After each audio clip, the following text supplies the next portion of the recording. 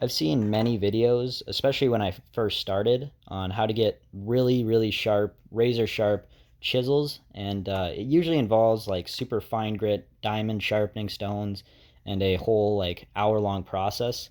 And that really is like that's the perfect way to sharpen tools. I'm not bashing that at all, but for me, that's always just been very intimidating.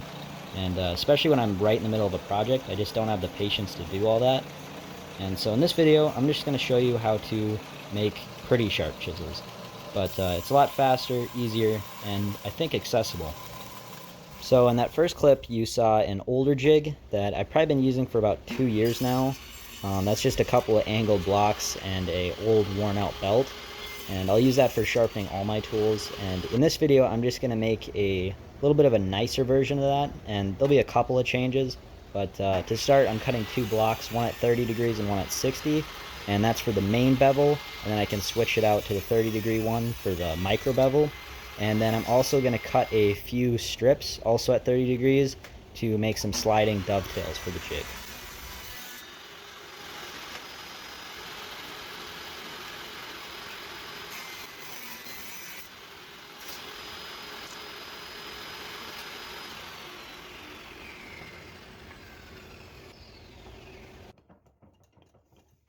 And now I'm going to take those strips that I just cut and glue those onto those angled blocks to make sort of like a sliding dovetail track that I can use to slide my chisel left and right on the belt as I'm sharpening it while still keeping it in square.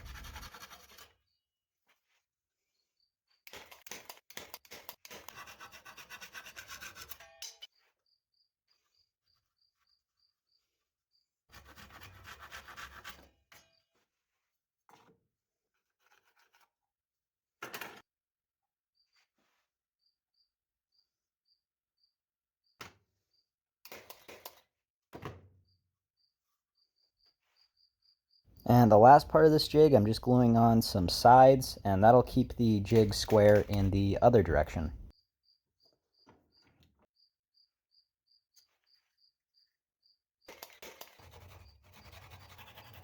You could just clamp this jig in place whenever you use it, but I have a Harbor Freight belt sander that I probably didn't even pay $50 for, so I'm not too worried about the resale value. So I'm just going to screw in some piece of wood that'll keep the jig from flying off whenever I use it.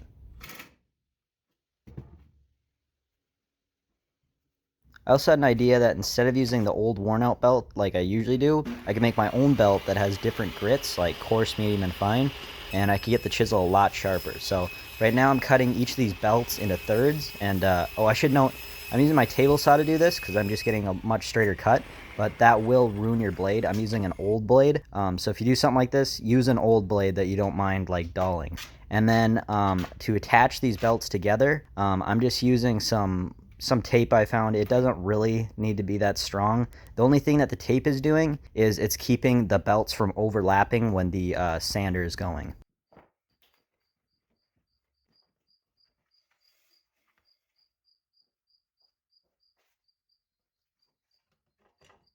Now I can finally try out this newer jig. So I'm putting on the new belt here, and then in just a second I'm going to show you what the chisel I'm going to sharpen is looking like. And it doesn't really show up that well on camera, but it is very dull. The edge is completely rolled over. And so I'm going to sharpen it with the 60-degree block, and then I'm going to do the micro bevel, the 30-degree block. But realistically, I barely ever use the 30-degree block. I usually don't even add a micro bevel because it just doesn't cut as well. The only time I use a 30-degree block is if I want the edge to last a lot longer, if I'm not doing quite as fine work. But usually I'll just do the 60. It's a lot, cuts a lot easier. You just have to sharpen it more often, which with a jig like this, I don't really mind because it goes pretty quick.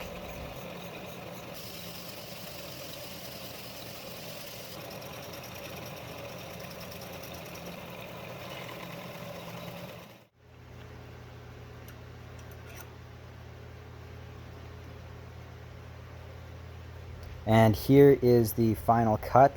Like I said, it's not as sharp as like those razor sharp chisel videos that you see, but it's sharp enough for my work that I do. I don't know, let me know if this would be sharp enough for you. It's doing well on the long grain, and then in just a second I will show you it on the end grain here. And it chisels really good on the end grain. It's just when you get to the very edge, it will chip out. Those really sharp chisels that people get, they can go all the way to the edge without it chipping out at all. But I'll just use a backer board if I ever need to.